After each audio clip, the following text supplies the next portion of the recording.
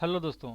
अगर आप Beltron data entry operator, Beltron stenographer की तैयारी कर रहे हैं तो ये वीडियो आपके लिए बहुत ही हेल्पफुल होने वाला है, क्योंकि इस वीडियो में हम बेल्ट्रॉन प्रीवियस ईयर का सेट प्रैक्टिस करने वाले हैं।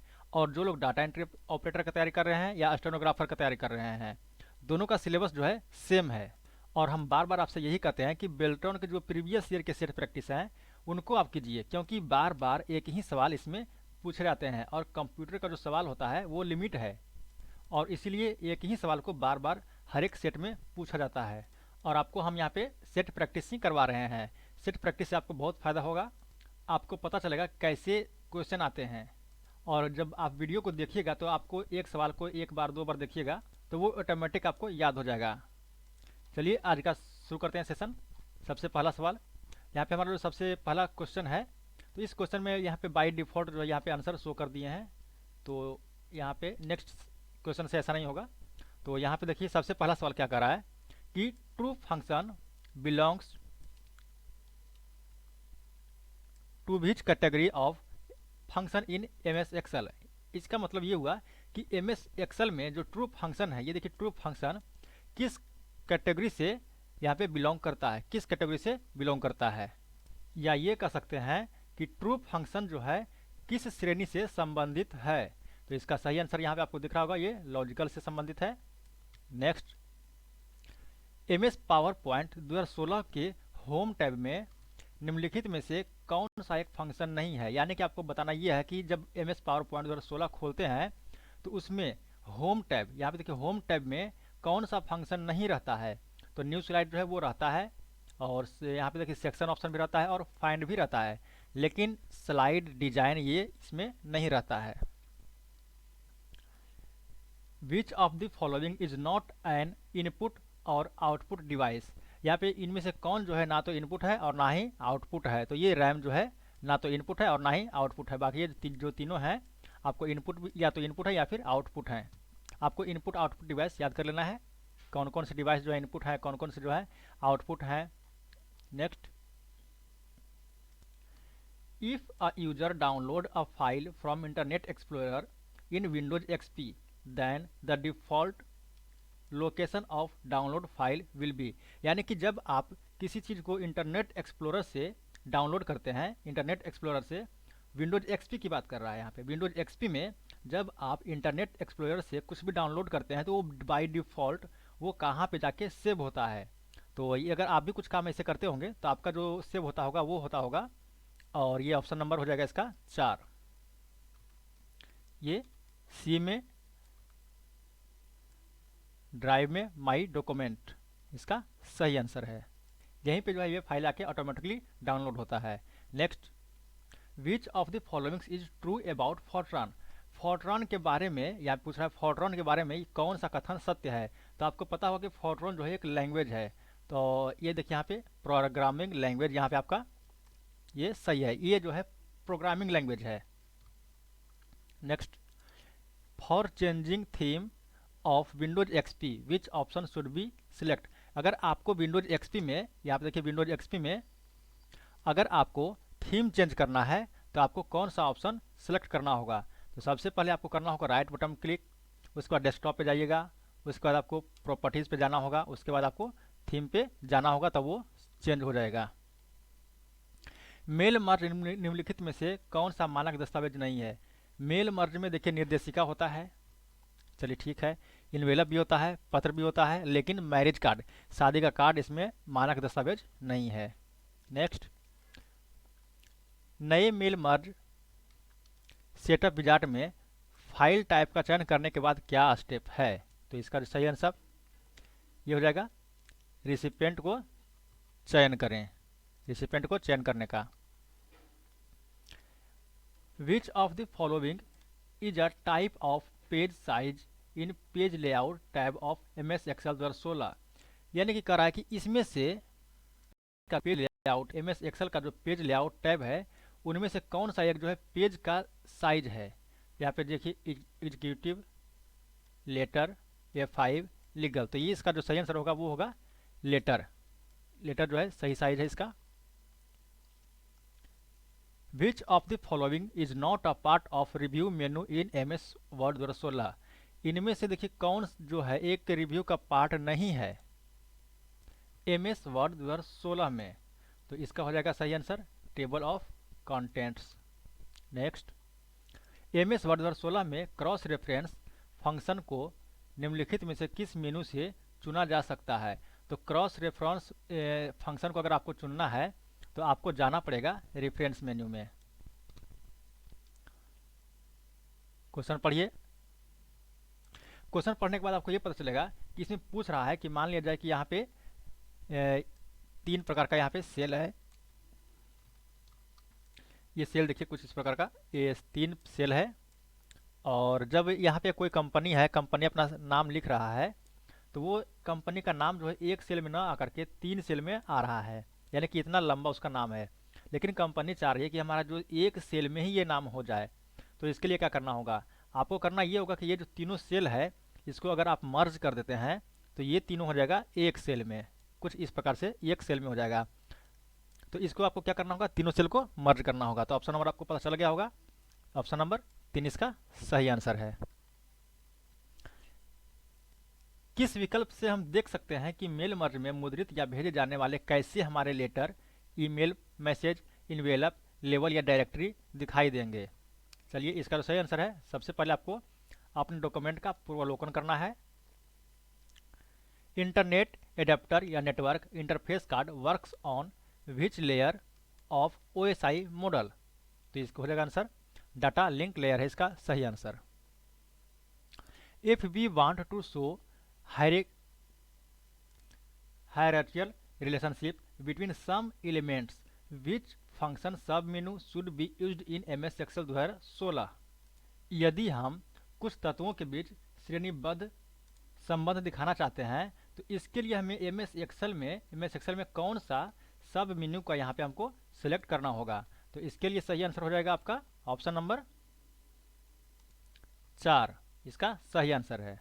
नेक्स्ट, MS Excel 2016 में कंडीशनल फॉर्मेटिंग लागू करने का विकल्प निम्नलिखित में से कौन सा जो है नहीं है? ये देखिए नहीं पूछ रहा है, तो ये हो जाएगा इसका फॉन्ट कलर।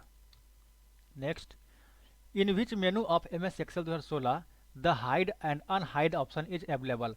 देखिए हाइड और अनहाइड जो है वो किस में रहता है? MS Excel के जो हाइड और अनहाइड है वो ऑप्शन कहाँ पे अवेलेबल होगा? तो सबसे पहले ये हो जाएगा आपका ऑप्शन नंबर 2 में, होम जाना पड़ेगा, उसके बाद फिर आपको फॉर्मेट में जाना पड़ेगा। नेक्स्ट, ईमेल का उपयोग पहली बार कहाँ पर किया गया था? ये देखिए इसका आंसर अपर्नेट में यहाँ पे किया गया था ईमेल का सबसे पहली बार उपयोग।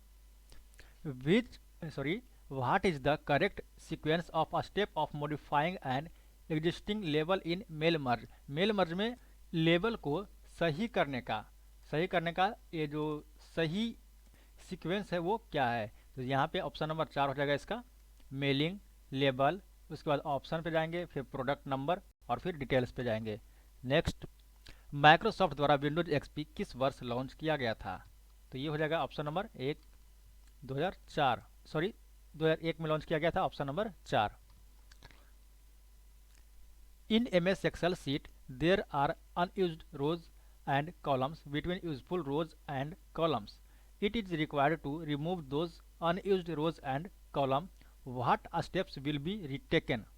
ये कह रहा है कि MS Excel शीट में अगर आपको रोज और कॉलम को आप नहीं चाहते हैं, उसका आपको कोई यूज नहीं है, तो आपको कैसे उसको हटाएंगे या फिर आपको कैसे उसको हटाएंगे, तो इसका स्टेप क्या होगा? तो इसका स्टेप देखिए आपका ऑप्शन नंबर 4।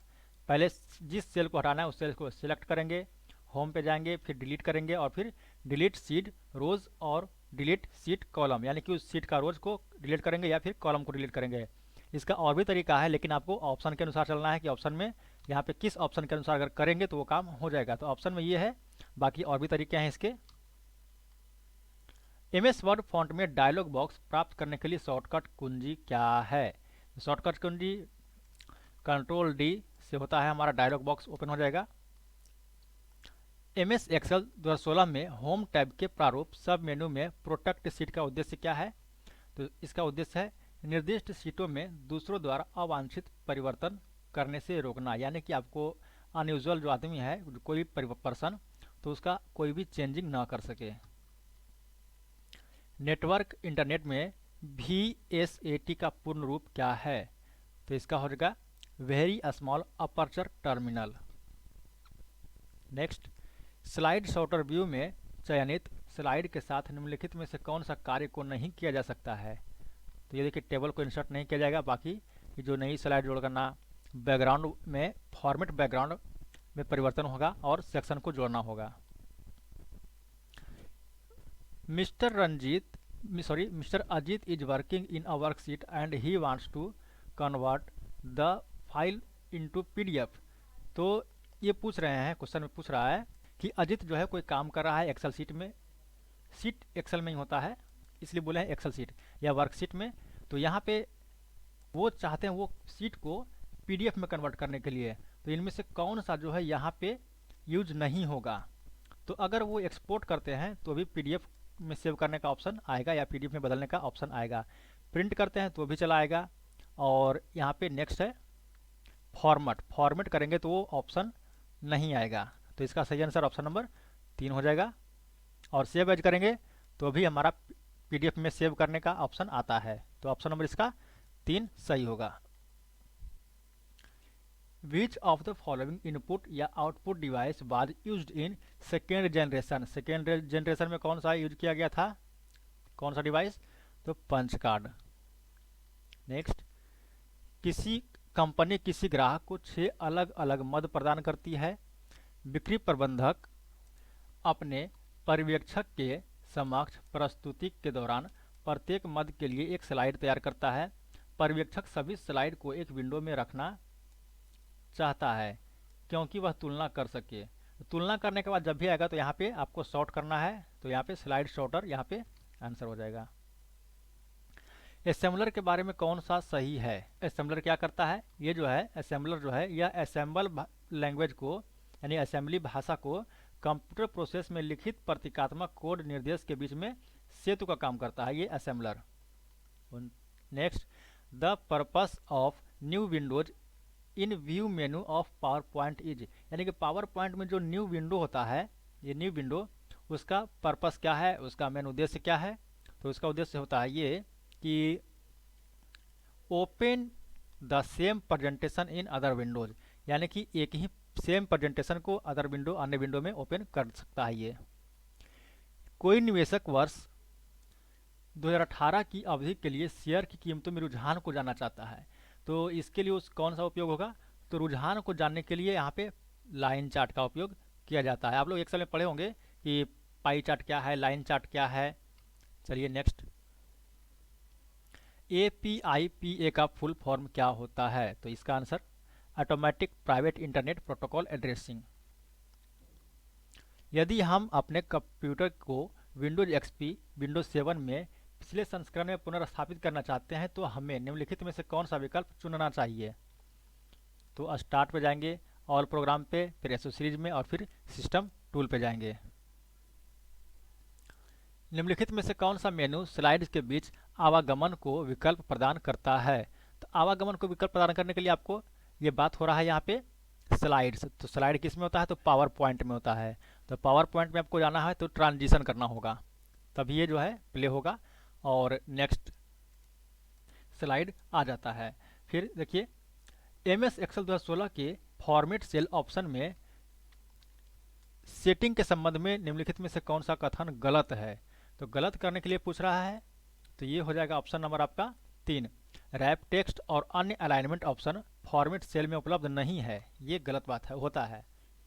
चलिए next, MS Excel formula menu में मैथ एंड ट्रिक फंक्शन निम्नलिखित में से कौन सा नहीं है? कौन सा नहीं पूछ रहा है? तो नहीं में हमारा ये जो स्विच है ये नहीं है, बाकी ये LCM, लॉग और सम तीनों होता है।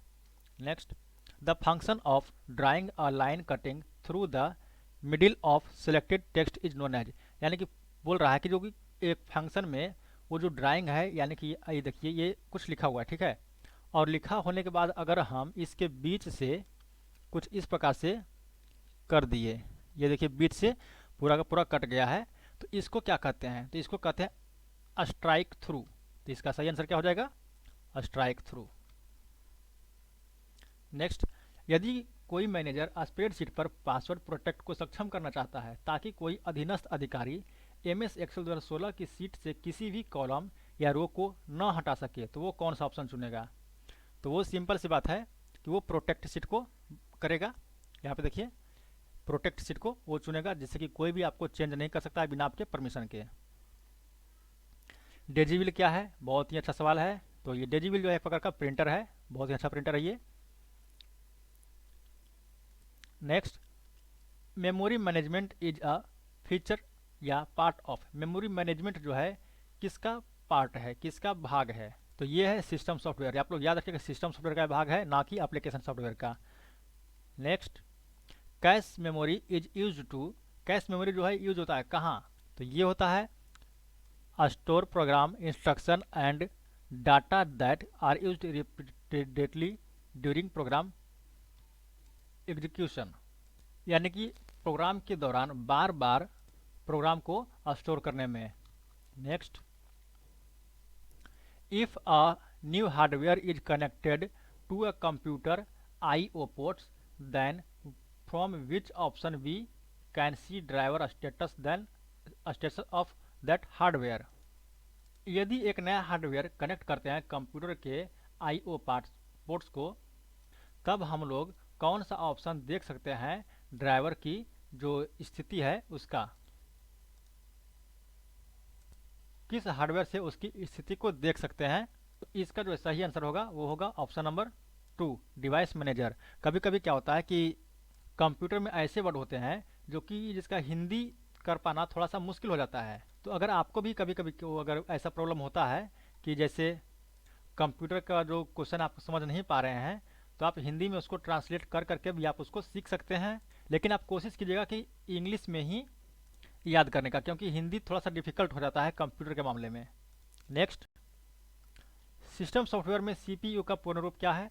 तो CPU का पूर्ण रूप यहाँ पे हो जाएगा option number 3, character user interface. यानी कि आपको यहाँ पे CPU के बारे में पूछा है, सिस्टम सॉफ्टवेयर के बारे में। सॉफ्टवेयर अगर पूछ देगा तो आपका कैरेक्टर यूजर इंटरफेस हो जाएगा। लेकिन अगर आप पूछ दे कि हार्डवेयर में CPU का फुल फॉर्म, तो हो जाएगा सेंट्रल प्रोसेसिंग यूनिट। आपको याद रखना है। निम्नलिखित में से कौन सा मेन्यू MS एक्सेल 2016 फाइल का नाम बदलने की अनुमति देगा? तो ये देखिए, रेफरेंस नहीं देगा, होम में नहीं है, फाइल में जो है आपका रीनेम आप कर सकते हैं। कोई कॉलेज प्रवेश के लिए फॉर्म प्रिंट करता है। इस फॉर्म में कॉलेज के लोगों को सामग्री के पीछे पारदर्शी पाठ के रूप में रखने की आवश्यकता है।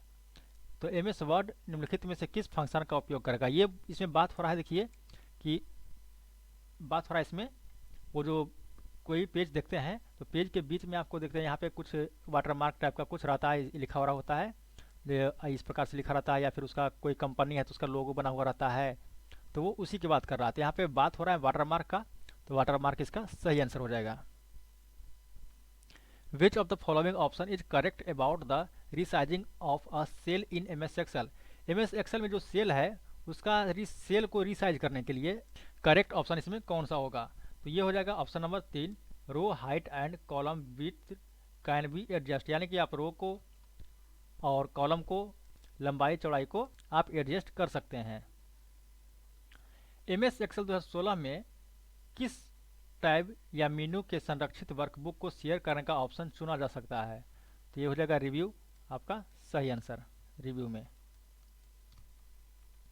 नेक्स्ट, MS वर्ड 2016 का फाइल एक्सटेंशन कौन सा है? तो MS वर्ड 2016 का फाइल एक्सटेंशन क्या हो जाएगा? DOCX इसका सही आंसर है। नेक्स्ट, MS एक्सेल में निम्नलिखित में से कौन सा फॉर्मेटिंग सेल्स का एक हिस्सा है? फॉर्मेटिंग सेल का हिस्सा कौन सा है? तो अलाइनमेंट और इंडेंट जो है आपको फॉर्मेटिंग में मिल जाता है। Which of the following is not a category of shapes given in MS Excel by default?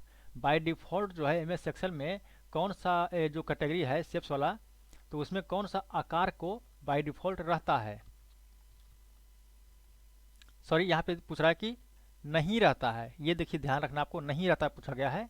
तो यहाँ पे देखिए ब्लॉक एरोज रहता है, स्मार्ट आर्ट भी रहता है और रेक्टेंगल भी रहता है। लेकिन आपका जो इक्वेशंस शेप है वो नहीं रहता है।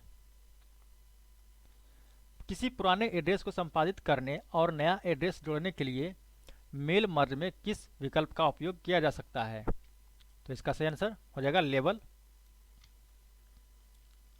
एमएस वर्ड में फॉर्मेटिंग में हैंगिंग फंक्शन किसके साथ जुड़ा हुआ है? तो हैंगिंग फंक्शन जो है वो इंडेंटेशन के साथ रहता है, इंडेंटेशन के साथ। रूटीन क्या है? तो रूटीन जो है एक प्रकार का, ये देखिए option number 2, hard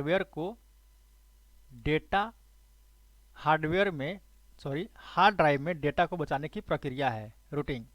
option number 3 इसका सही आंसर है। एमएस एक्सेल 2016 के फाइल मेनू का विकल्प निम्नलिखित में से कौन सा है? तो एमएस एक्सेल का जो 2016 का जो फाइल होता है वो मेन्यू में जो विकल्प होगा निम्नलिखित में से कौन सा होगा? तो क्लोज होगा। वर्ष 2019 के लिए 78 कंपनी का बिक्री का डेटा है। उन कंपनी का चयन करना आवश्यक है जिनकी वर्ष के दौरान बिक्री 1000 इकाई से अधिक है। तो इसके लिए एमएस एक्सेल कौन सा फंक्शन का यूज करेगा? तो ये करेगा शॉर्ट ऑप्शन का यूज।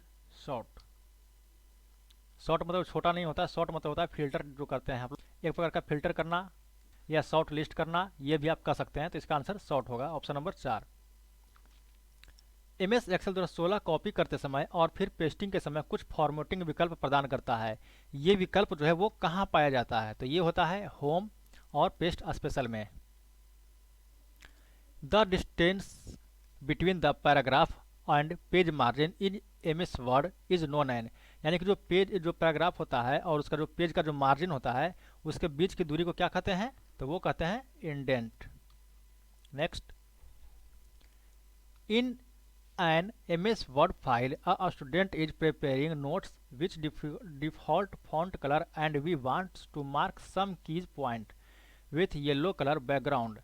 तो यहाँ पूछ रहा है कि जो MS Word का जो फाइल है उसमें एक स्टूडेंट यहाँ पे कुछ नोट्स को तैयार कर रहा है रंग के माध्यम से, जो फॉन्ट है उसका कुछ रंगों के माध्यम से वो लिख रहा है, लेकिन वो चाहता है कि सम कीज यानी कुछ जो कीज हैं, कुछ पॉइंट जो हैं वो येलो के साथ में उसका बैकग्राउंड रहे। तो उसके लिए आपको क्या करना है? जैसे कि यहाँ पे कुछ लिखा हुआ है, जैसे फॉन्ट स्टाइल लिखा हुआ है, तो इसके जो लिखा हुआ फॉन्ट है वो रेड में है, लेकिन हम चाहते हैं इसके बैकग्राउंड में येलो कलर का हो जाए। तो यही क्वेश्चन में कहा गया है। तो इसका जो सही आंसर होगा वो करना पड़ेगा आपको टेक्स्ट हाईलाइट कलर। तो इसका सही आंसर होगा। अगर आप लोग फॉन्ट कलर बोलिएगा तो फॉन्ट कलर में क्या होता है कि किस फॉन्ट में आप, जैसे कि ये लिखा हुआ है ब्लैक में और ये लिखा है रेड में, तो ये फॉन्ट कलर हो गया ब्लैक और ये फॉन्ट कलर हो गया रेड। नेक्स्ट, लेकिन इसका सही आंसर क्या होगा? आपको बैकग्राउंड चेंज करना है तो टेक्स्ट हाईलाइट कलर इसका सही आंसर होगा। Which of the full form of EPROM? EPROM का फुल फॉर्म क्या है? Erasable programmable read only memory. ये कहाँ पे है? तो ये है ऑप्शन नंबर 1 में, erasable programmable read only memory. Next, ये देखिए पूछा गया कि दिल्ली DELHI को 6-7 स्थानों पर DEHLI के रूप में लिखना है। आप लोग यहाँ पे गौर की थोड़ा सा देखिएगा, स्पेलिंग में थोड़ा सा मिस्टेक है, तो इसी को ये चेंज करने के लिए इसमें पूछा गया है कि अगर चेंज करना है तो क्या करना होगा। यानी कि आप लोग को इनडायरेक्टली पूछ रहा है कि आपको रिप्लेस करना है, यानी कि इस स्पेलिंग के जगह पे इस स्पेलिंग को यहाँ पे डालना है। तो इसके लिए रिप्लेस करने का शॉर्टकट क्या है? Ctrl+H। आपको इसका सही आंसर हो जाएगा ऑप्शन नंबर 3।